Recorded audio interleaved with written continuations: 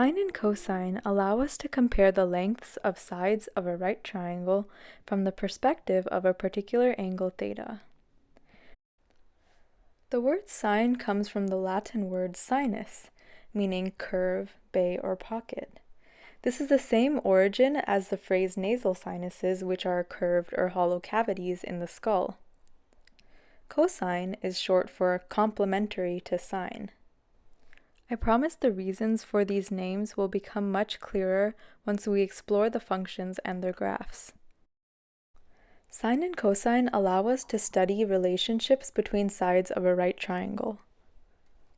Sine theta is the length of the opposite side to theta divided by the triangle's hypotenuse. So if we have these sides A, B, and C, then sine theta would equal A divided by C. In other words, it answers the question, how big is the size of side A compared to the size of side C? For example, if we have sides equal to 3, 4, and 5, then sine theta would equal 3 divided by 5, or 0.6, or 60%. This tells us that the length of the opposite side to theta is 60% the size of the hypotenuse.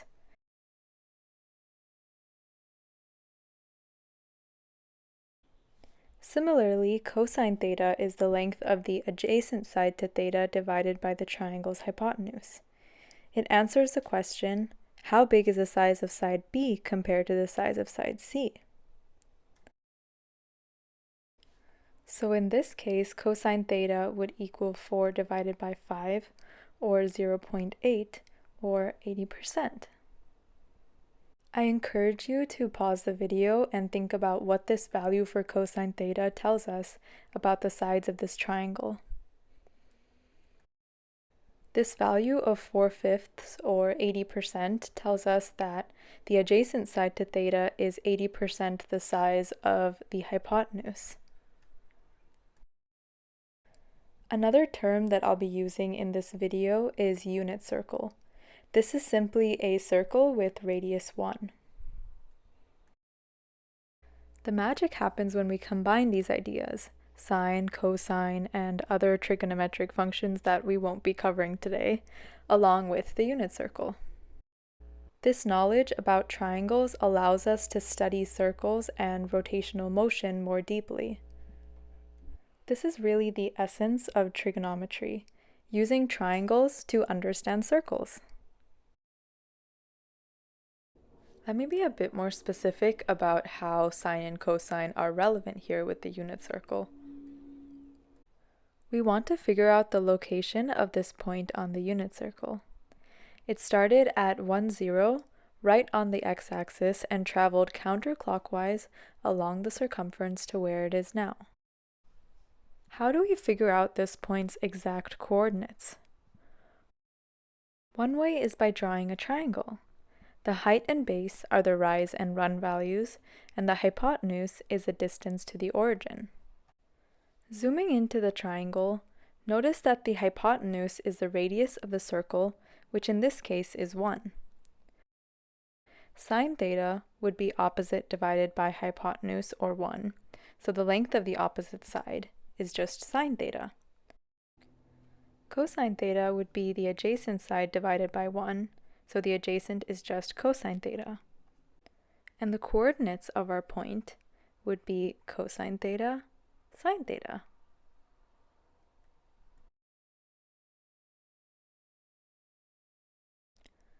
As our point's location changes on the circle, the height and base of the triangle changes too.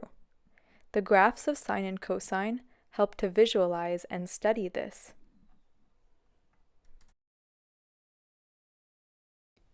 The sine function shows how the height of the triangle, which is also the y-coordinate of the point, changes as we travel around the circle. In a sine graph, the horizontal axis represents angle theta.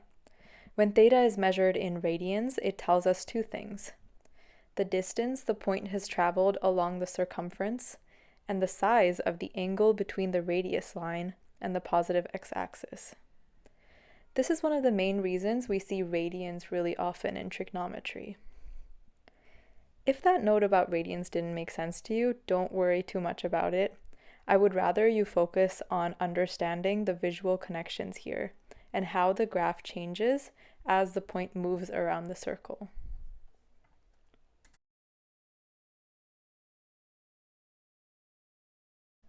The cosine function shows the change in the size of the base of the triangle, or the x-coordinate of the point. Together, the sine and cosine graphs give us a way to talk about how the point's location changes as it travels around the circle. Sine and cosine start as a way to compare the sides of a right triangle. When we use them within the unit circle, they give us the coordinates of a point moving around the circle, with cosine as the x position and sine as the y position. The graphs of sine and cosine show how that point's location on the unit circle changes as the angle grows.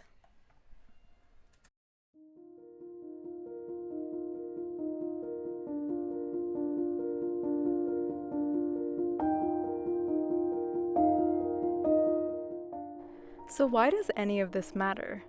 The sine and cosine functions matter because they help us understand and describe things that move in cycles, like sound in music, the spinning of wheels, or ripples in water.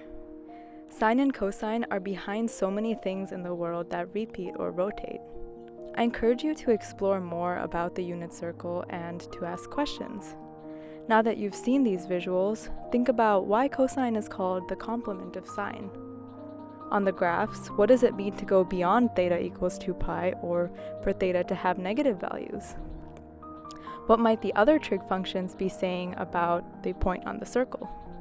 I hope these videos illuminate the beauty of math and the creativity within you. There are patterns everywhere, and not just in physical space, but also in behaviors, systems, and ideas. It's up to you to lean into your curiosity and to explore these patterns. Thanks for watching.